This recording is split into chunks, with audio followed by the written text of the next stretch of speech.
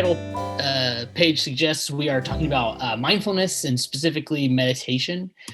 So in our presentation, we're just going to try and answer some of these questions. So just explaining mindfulness, its benefits, some data points to, or a scientific study to kind of talk about the way it works, and then some opportunities to incorporate it into our lives before we wrap up and toss it over for a few quick questions. So thinking about mindfulness and defining what it is, circling back to what was discussed earlier, it's just a practice that really calls for us to be focused on our present, and to do so non-judgmentally. And so by non-judgmentally, not asking why. So if you, like for me, if I just had a peanut butter sandwich for lunch and let's say I smelled a little bit of peanut butter, I'm not going to question why, knowing that there's probably a little bit of peanut butter and stuck in my beard. I'm more just noticing that it's there and just accepting that for what it is, regardless of the history for it. And so when you're thinking about mindfulness, it's asking yourself these three questions. It's really sense-based, what your experience is like in the moment. That's what mindfulness is. So when we're thinking about where mindfulness comes from, you've probably heard a lot of these basic concepts, and that's because it's been around for generations. It has ties to many faith traditions, all ranging from Christianity, Judaism, Islam, but the mindfulness practice that is practiced a lot in Western cultures, including the United States, is really based in Buddhism and then Hinduism to a lesser extent, but especially that Buddhism piece. But it can be practiced. Today, it's largely practiced in secular contexts as well, so it's not necessarily tied to a particular faith, and you don't have to be a member of a particular faith community to practice it. It remains pretty secular, at least in Western culture. And the person who is really a prominent figure in kind of bringing mindfulness over to the United States and the West is Jon Kabat-Zinn, who started a foundation, or he started a group where he worked as a professor, I believe it was, and it was a mindfulness-based stress reduction group, and it was designed to bring groups of people who worked in his facility to just practice being more present and not allowing thoughts about the past or worries about the future overwhelm them and help reduce stress in the workplace.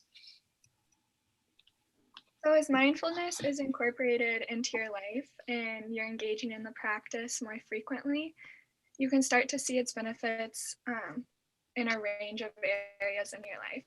And so the areas that I'm going to cover are its physical and mental benefits, and then the benefits it has in our interpersonal lives.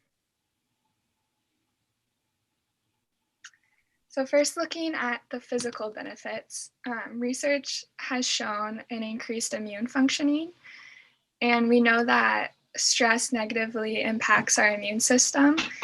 And since mindfulness has a tendency to reduce levels of stress, it makes sense that our body would be more capable of fighting off illnesses. Benefits can also be seen in quality of sleep.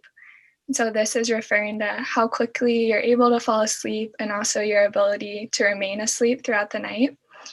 It's also been shown to lower blood pressure and reduce levels of chronic pain. And then as for how mindfulness can benefit us mentally, it aids in our ability to focus and helps us not be as susceptible to distractions when we're trying to complete a task. And individuals who practice mindfulness have also displayed more activity in their prefrontal cortex. And in individuals who are experiencing depression, this area of the brain is usually less active and is representative of ruminating or dwelling on the past. Mindfulness also assists the brain in becoming more resilient against anxiety and stress, and it can also slow down the cognitive decline that's associated with aging and Alzheimer's. And this is through increasing cognitive flexibility and our working memory capacity.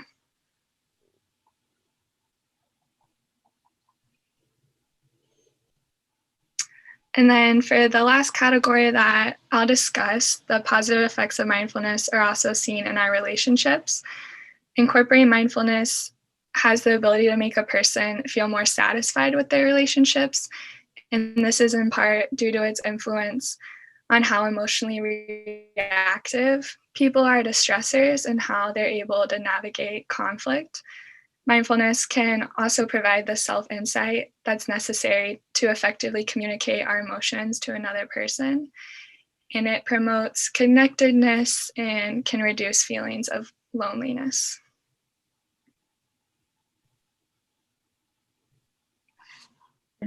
Sorry, I was muted. So there is a lot of scientific support for mindfulness. This isn't just something we made up to tell you about today. So a few important things to know. The first important term is neuroplasticity. And at its most basic level, this is the ability of the brain to change and adapt over time. This adaptation happens regularly as the brain constantly works to make itself more effective and efficient. So what researchers have found is mindfulness helps tell the brain that yes, we can efficiently deal with these everyday tasks when we're aware, observant, and non-reactive or non-judgmental. So specifically, I looked at a neuroimaging study from 2015, and here individuals underwent a functional fMRI. And basically, researchers wanted to see what parts of the brain lit up and showed a change in the blood flow before and after an 8-week course on mindfulness. The main aim of this study was to identify the neural networks activated during meditation and then to explore the structural and functional brain modifications. So the findings from this study suggest that meditation practice induces functional and structural brain modifications, especially when it comes to self-awareness and self-regulation. So what does this mean for the future? Well, good things. Findings are leading to new applications of meditation practice in clinical populations and in disease prevention. Especially in at-risk groups such as older adults, and how this can relate to things such as age-related cognitive decline. So this has kind of been your neuroscience lesson of the day, giving you some information about scientific support for mindfulness. So how do you practice mindfulness? So as Taylor mentioned before, Dr. Jon Kabat-Zinn was kind of the creator of mindfulness-based stress reduction. And with that, there's different like audio and guided meditation you can listen to.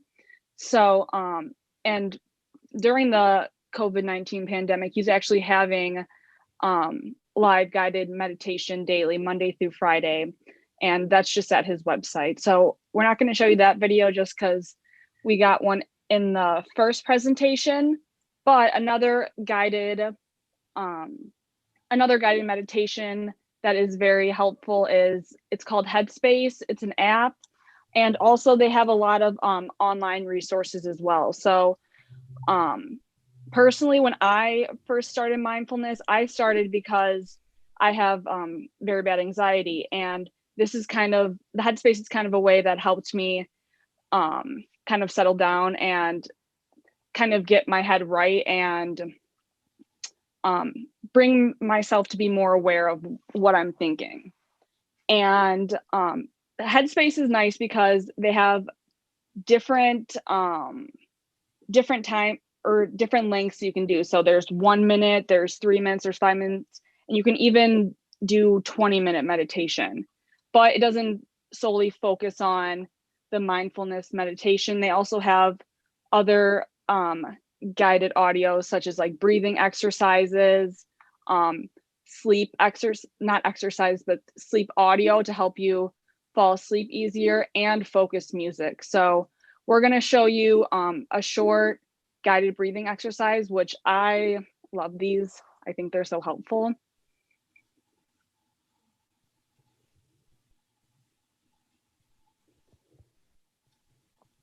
All right, you'll have to let me know if the audio doesn't come through. I thought I had it working, but we'll just in case. Just taking a big deep breath in through the nose, out through the mouth. As you breathe in, noticing how the body expands. As you breathe out, just watching the body soften as you gently close the eyes. And rather than the mind leading the breath, allow the breath to lead the mind. Notice the sensation of the breath. Notice it where you feel it in the body. If you need to, you can just gently place your hand on the stomach. And just following that rising and falling sensation. Nothing else to do. Allowing thoughts to come and go. And when you're ready, just gently opening the eyes again.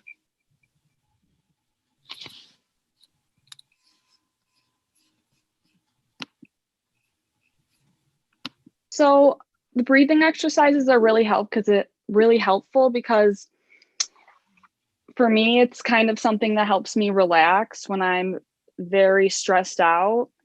And also, I think they're very helpful for helping me fall asleep too. So if I'm having a hard time falling asleep at night because something's racing through my head, it's something that helps me take my mind off those things and just focus on myself and my breathing. So it's important to note that like you can't always change the circumstances that you're in, but you can change how you respond to them, which is an important part of mindfulness. And having a clear perception of yourself and being in touch with your feelings definitely helps with your thoughts, your sensations, and your emotions. You can go to the next one. So you can also practice mindfulness without going into like a full meditation.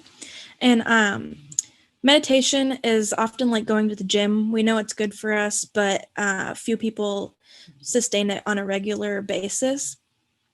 In order for it to like work the best, you want to do it kind of regularly to get yourself used to it. And one way to practice mindfulness without meditation, I think they mentioned it in a previous presentation, but the 5-4-3-2-1 grounding technique. So you don't need anything to like practice this, just your senses. So you can just think to yourself, what are 5 things that you can see? What are 4 things that you can feel? What are 3 things that you can hear? 2 things you can smell, and then 1 thing you can taste. And you can go through this cycle as many times as you need to feel grounded and relaxed.